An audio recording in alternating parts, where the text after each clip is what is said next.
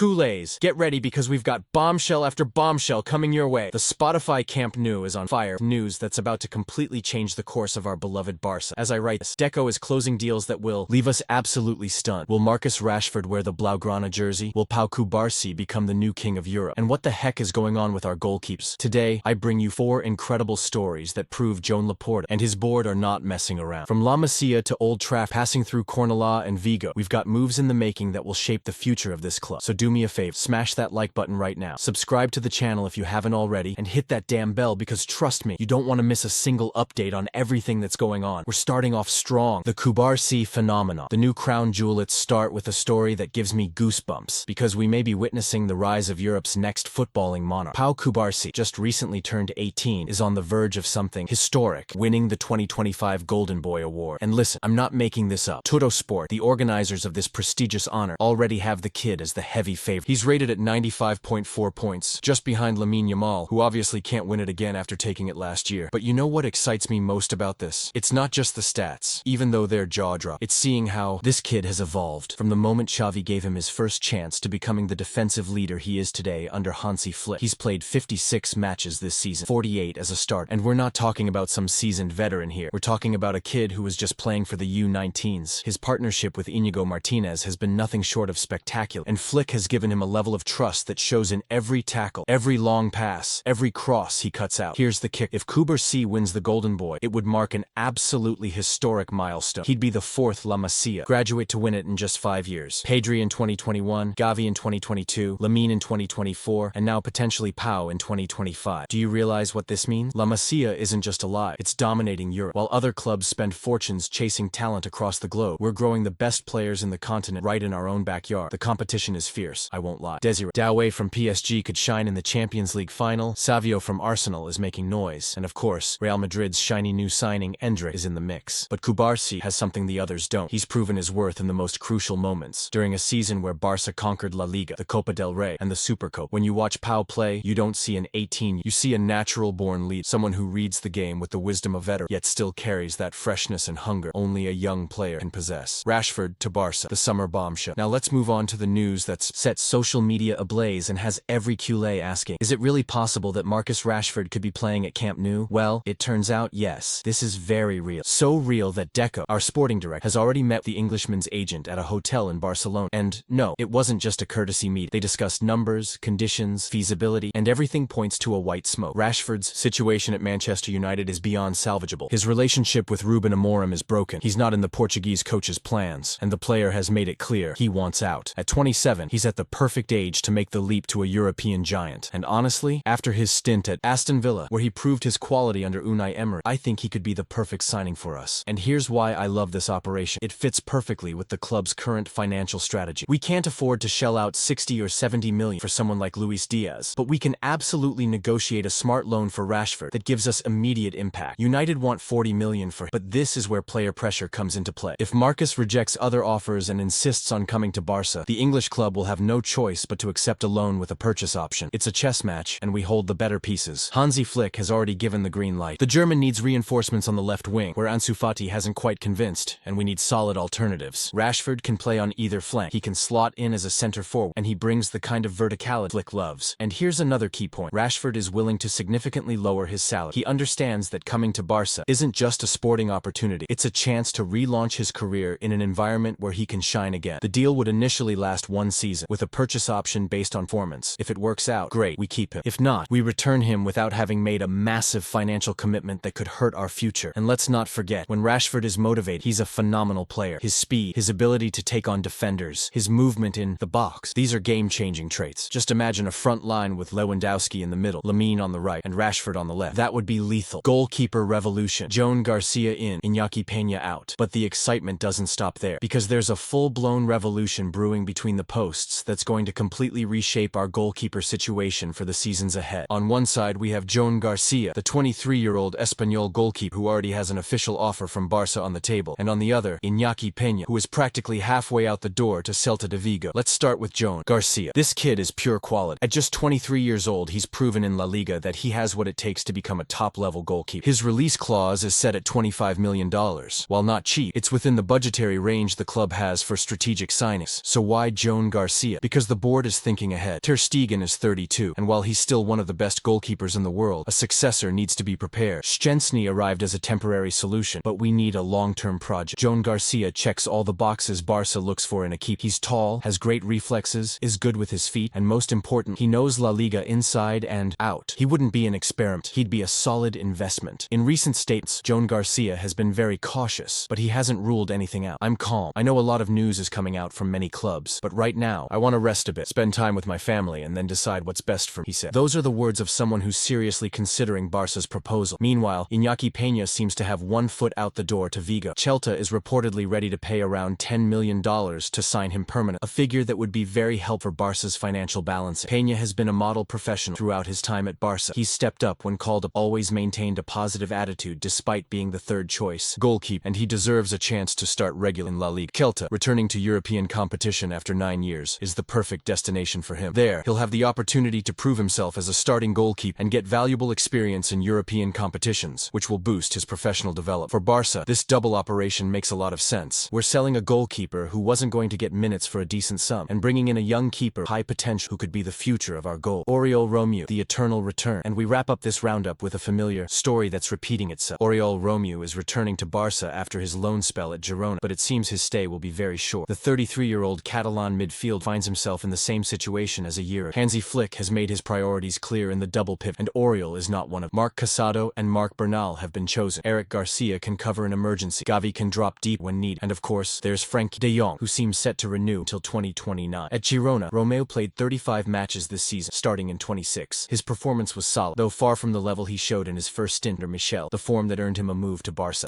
Situation is clear. Oriol needs playing time, and Barca needs to generate in. Girona has shown interest in keeping him permanent, but they would need to make a significant financial offer, as the club does not want to repeat the loan form. Let's remember that Barca paid $3.4 million to Girona for Oriol, and with his contract expiring in 2026, another loan would mean potentially losing him for free next year. The board prefers to sell now and recover part of the investment. It's a sad situation from an emotional standpoint, because Oriol truly understands what it means to play for Barca, but professional football is that ruthless. The numbers don't lie, and Flick has younger, better-suited options for his system. And that brings us to the end of these 4 updates, shaping the present of FC Barcelona. Pau Kubarcí is on his way to making history with the Golden Boy. Marcus Rashford is inching closer to Camp Nou. A complete revolution in goalkeeping with Joan Garcia coming, and Iñaki Peña on his way out, and Oriol Romeu looking for a new chance away from home. What do you think of all these moves? Do you believe Rashford could be the perfect signing for Barca? Does Joan Garcia have what it takes to be our future number 1? And does Kubarcí deserve to win the Golden Boy? Let me know your thoughts in the comments. I love reading what you all think and having great discussions about the future of our team. If you enjoyed the video, don't forget to hit like, subscribe if you haven't already, and most important, turn on notifications because more breaking news could drop at any moment and you won't want to miss it. Visca el Barça, and see you in the next video.